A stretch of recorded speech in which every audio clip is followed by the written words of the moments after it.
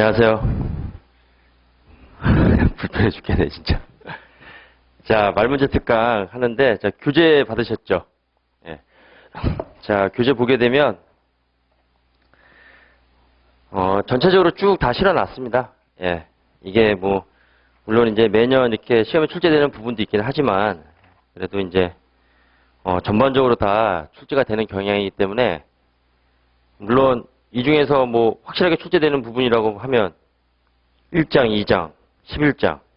거기는 뭐 무조건 나올 겁니다. 예. 그리고 이제 다른 데도 이제 뭐 계산형 문제로 나오는 파트도 있지만 마찬가지로 뭐예요? 말 문제로 나와요. 그러니까 확실하게 나오는 1장, 2장, 그 다음에 6장, 7장, 그 다음에 8장, 11장. 하다 보면 뭐 다 나오죠? 예. 그런데 이제 내용적으로 많은 부분이 어디냐면 1장, 2장, 그 다음에 이제 11장. 그 정도가 내용적으로 많은 부분이죠. 그 다음으로는 이제 6장, 7장. 아무튼 그래서 전반적으로 쭉 이걸 다 리뷰하는 형식으로 해서 수업을 진행하도록 하겠습니다. 뭐, 이거 하나하나 다 세세하게 설명할 수는 없고, 그럼 또 보강해야 돼요. 제가 보강이 워낙 많이 해가지고, 예. 이거는 오늘 다 이제 끝낼 예정입니다. 자, 그러면 이제 1장이 바로 재무보고를 위한 개념체계 가도록 할게요. 거기 밑줄이 거져 있는데, 밑줄 거져 있는 부분은 이제 유독 많이 나왔던 부분이고, 밑줄이 거져 있지 않은 부분도 여러분들이, 예.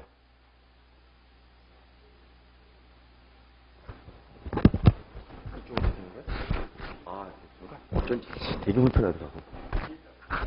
아, 귀에다가요? 되게 편하네. 자, 그래서 그 밑줄 부분도 지금까지 많이 언급됐던 부분이에요. 그러니까 밑줄 그은 부분만 보지 말고 다른 부분도 제가 언급하는 부분은 다 체크를 하셔야 되는 겁니다. 예. 여기 밑줄이 거졌다고 해서 그거에 이제 시험에 나온다. 그게 아니에요, 절대로. 예. 자, 그럼 이제 그 1장에 재무보고를 위한 개념체계. 여기서 이제 한 문제가 나오는데, 일단, 개정된 부분이 있는데, 그게 이제 10페이지 보면 4절에서 5절 이렇게 나와 있는데, 거기 4절에서 5절에서 개정된 내용이 쭉 이렇게 있는데, 개정이 됐다고 해가지고, 내용이 달라진 게 아니에요. 그냥 표현 방식이 달라진 거예요. 과감하게 저는 그 삭제를 했습니다. 왜 그러냐면, 거기 그 이유를 설명해 놨죠. 2020년도부터 개정된 재무보고를 위한 개념체계를 적용해야 한다. 3절까지는 똑같아요. 그래서 4절에서 5절 내용이 이제 좀 더 이렇게 좀 디테일하게 이제 좀 해놓은 건데, 근데 개념체계는 기준서가 아니죠. 그래서 개념체계가 개정되었다고 자동으로 기준서가 개정된 것은 아니다. 그래서 기준서에서도 그 뒤에 보면 2장의 이제 재무제표 작성 표시 그 내용에서도 개념체계에서의 재무제표 요소를 설명하고 있어요. 근데 이전에는 내용이 같았어요. 근데 이제 보고 개념체계 내용이 이제 뭐야? 조금 달라진 거잖아요. 그쵸? 달라졌다고 해서 뭐 개념이 바뀌고 그런 건 아니거든요. 표현 방식이 바뀐 거죠. 근데 기준서는 그대로예요. 기준서는 그쵸? 보고 개념체계 그 재무제표 요소 내용이 표현이 바뀌었다고 해서 기준서까지 바뀐 게 아니에요. 기준서 내용은 그대로예요. 그럼 당연히 출제하는 사람은 기준서 입장에서 출제를 할 거잖아요. 그쵸? 그래서 만약에 개정된 그 내용에서 저는 문제가 안 나올 거라고 생각이 되는데 나온다 하더라도 결국 우리가 알고 있던 기준에 있던 뭐야 그 개념체계 내용 가지고 접근하시면 여러분들이 문제를 맞출 수가 있다는 겁니다. 어떤 암기해서 뭐 골라야 되는 그런 문제는 없으니까. 무슨 말인지 아시겠죠? 그래서 양을 좀 줄이는 방식으로 여러분들이 가셔야 돼요. 그러니까 저는 생각해보면 그 재무보고 개념체계 나오는 부분이 더 한정되어 있는 거예요. 그럼 결국 어디서 나오냐면 3절에서 나와요. 재무정보의 질적 특성. 이 부분은 원래 중요한 부분이고 원래 많이 나왔던 부분이죠. 더 중요한 거예요, 그러니까. 나올 수 있는 부분이 더 한정되어 있는 겁니다. 예. 그리고 그 뒤에 있는 요소 부분들은 우리가 기준서에 있는 내용을 물어보지 지금까지 개념체계 내용에서의 그 요소 내용을 물어보진 않았고 그 이전에는 다 똑같았어요. 근데 올해도 그 기준서에 있는 내용을 물어볼 거로 예상이 된다 하는 겁니다. 그 참고로 말씀드리고 그러니까 우리 1장에서는 3절이 되게 중요해졌다는 거. 오히려 더 재무정보의 질적 특성이. 자, 그럼 이제 3페이지에 개념체계 목적과 위상 이렇게 나왔죠.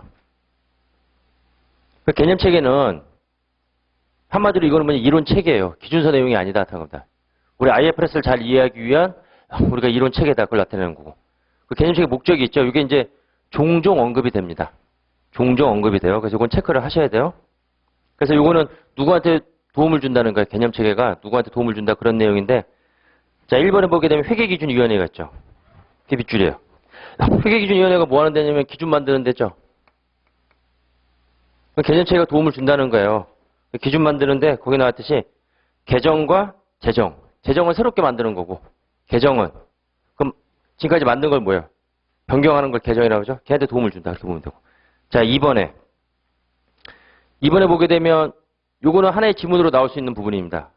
밑줄을 다 긋고 기준에서 허용하고 있는 대체적인 회계처리 방법의 수를 축소하기 위한 근거를 제공하여 재무제표 표시 복귀와 절차의 조화를 촉진시킬 수 있도록 도움을 준다. 이게 뭐냐면 기준에 적용할 수 있는 여러 가지 회계처리가 있는데 자, 어떤 회계처리를 적용해야 될지 이제 선택에 대한 문제가 딱 있을 때 개념체계에서 그렇죠? 도움을 제공한다는 거예요. 이렇게 범위를 제한해 준다. 그런 의미가 되는 겁니다. 그다음에 3번은 이것도 이제 한 문장으로 잘 나오는 거예요. 이것도 밑줄 긋고 외우는 게 아니에요. 그냥 읽어보면 되는 거예요.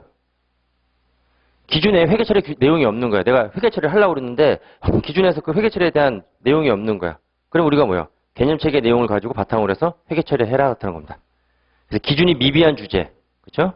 대해서 회계처리하는데 도움을 준다.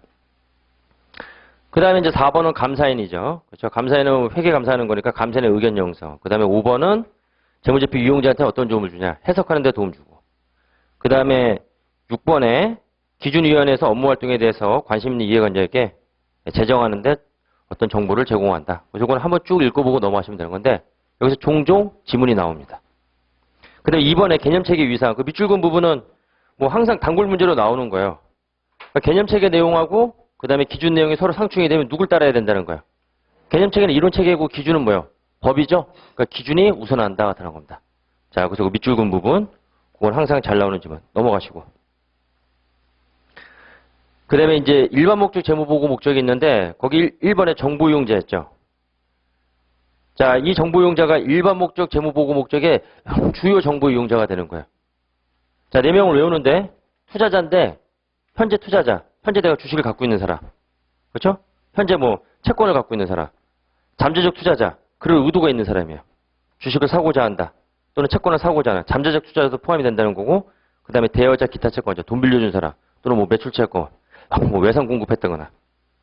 근데 주요 이용자 여기서 누가 빠졌죠? 지금 경영자가 없죠? 이 경영자가 없다는 거는 얘는 주요 이용자가 아니라는 거예요. 그럼 주요 이용자는 어떤 이용자냐? 얘네들은 그 회사에 대한 정보를 뭐에만 의존할 수밖에 없는 거야. 그 재무제표에만 의존할 수밖에 없는 자야. 근데 경영자는 회사에 대한 정보를 재무제표에만 의존하는 게 아니죠. 회사 가가지고 그렇죠? 회계부장 불러가지고 자기가 알고 싶은 거 다 알 수가 있는 거잖아요. 그러니까 여기서 말하는 주요 이용자는 그렇죠? 회사에 대한 정보를 재무제표에만 의존할 수밖에 없는 거죠. 그래서 가장 대표적인 뭐예요? 외부정보 이용자 지금 4명이 되는 겁니다. 그걸 이제 국한되고 있으니까 그걸 따로 기억하시고 얘는 주요 이용자가 아니죠. 재무제표에 의존하는 게 아니라 언제든지 자기 마음대로 뭐예요? 정보를 이용할 수가 있다 하는 겁니다. 자, 그래서 경영자가 빠졌다는 거. 그 양가로 2번에 나와 있죠. 그래서 1번은 재무보고서에만 의존하는 자가 주요 이용자가 되고 2번은 그렇지 않은 자들 그거 체크하시면 되고. 그 다음에 일반 목적 재무보고의 목적 해서 가장 대표적인 게 이제 결국은 뭐예요? 이런 주요 이용자가 자기 경제적 의사결정에 그렇죠? 예. 우리가 그 재무정보를 이용한다 같은 겁니다. 그래서 동그라미 1번 그게 이제 가장 대표적인 그러니까 경제적인 의사결정에 이제 도움을 재무정보를 제공한다는 거고. 여기서 시험 문제 잘 나오는 거는 3번의 한계점이에요. 한계점이 별표예요. 단점이죠, 단점. 얘는 참 잘 나옵니다. 동그라미 1번에 모든 정보를 제공하지는 않으면 제공할 수도 없다는 거야. 제가 뭐 우스갯소리로 그랬잖아요. 삼성정보 내가 주주인데 그렇죠? 그 삼성정보 회장 이재용 회장이 어떤 음식 좋아하는지 그렇죠? 제가 알고 싶어요. 제공해요? 저한테 제공 안 하죠? 예. 그렇게 생각하시면 되고 그 다음에 2번에 보게 되면 자 거기 두 번째 줄에 이게 그 기업의 가치를 제공하는 건 아니에요. 재무제표가 그 기업의 가치를 제공한다라고 하면 주식 투자에서 실패할 사람이 누가 있어요? 가치를 제공하는 게 아니라 가치를 추정하는 데 도움이 정보를 제공한다. 한계점이 가치를 나타내는 게 아니라 내가 그 가치를 추정하는 데 도움을 제공한다. 그렇게 보시면 되고. 3번에 다 만족시킬 수는 없지만 어떻게 한다는 거야? 대부분의 일반 정보, 외부 정보 이용자가 다 만족할 수 있도록 노력한다 하는 겁니다. 다 주주별로 다 그렇죠. 그 주주들이 원하는 정보를 제공할 수는 없다는 거죠.